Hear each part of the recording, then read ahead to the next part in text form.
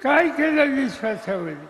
काही कारखाने काढले, साखर कारखाने काढले, जी कारखानदारी होती ती बंद केली, नव्या पिढीला MIDC मधून रोजगार दिला. काय केलं हातामध्ये? आजूबाजूच्या जिल्ह्यामध्ये प्रगती दिसते.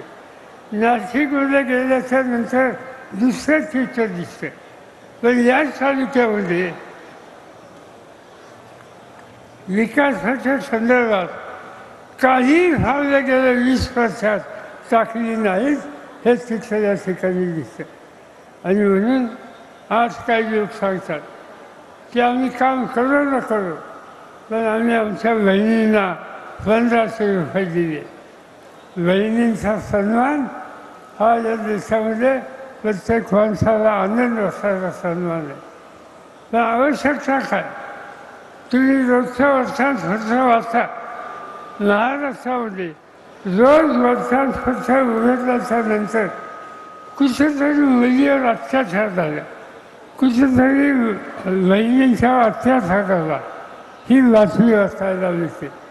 1500 रुपये ठीक आहे, पण 1500 रुपयांपेक्षा आमच्या भगिनींची अभिनव वाचवणं, त्यांना संरक्षण देणं, त्यांचं रक्षण करणं याची खऱ्या अर्थाने आज गरज आहे.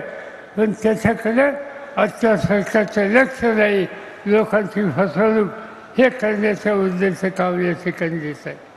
आणि म्हणून या रस्त्याने जायचा निकाल जे कुणी घेतात त्याच्याबद्दलची भूमिका काय घ्यायची हे तुम्ही ठरवायचं. मला आनंद आहे या ठिकाणी आल्याच्या नंतर संदीप लोणचे आणि त्यांच्या सहकार्याने भजनी मंडळांचा सन्मान केला.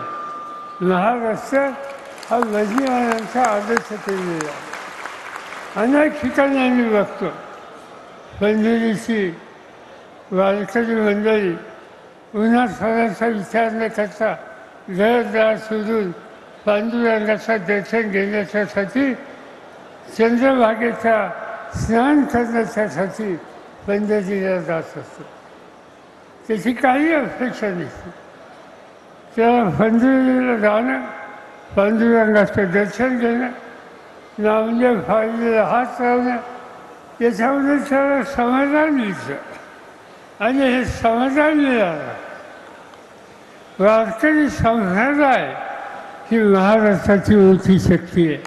आणि त्या वारकरी संप्रदाय की जो गावामध्ये या विचारातून संतवाणीतून लोकांच्यामध्ये एक वाक्यता निर्माण करतो, लोकांच्यामध्ये एक प्रकारची भावाची भावना वाढीत लावतो, आणि ते ऐतिहासिक काम हा आमचा वारकरी मंडळी करत असतात.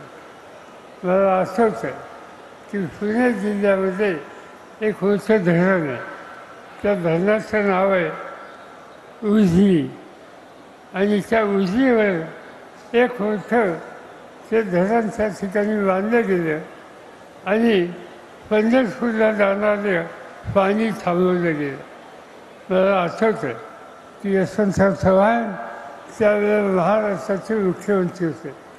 आम्ही लोक तरुण कार्यकर्ते होतो. आणि ते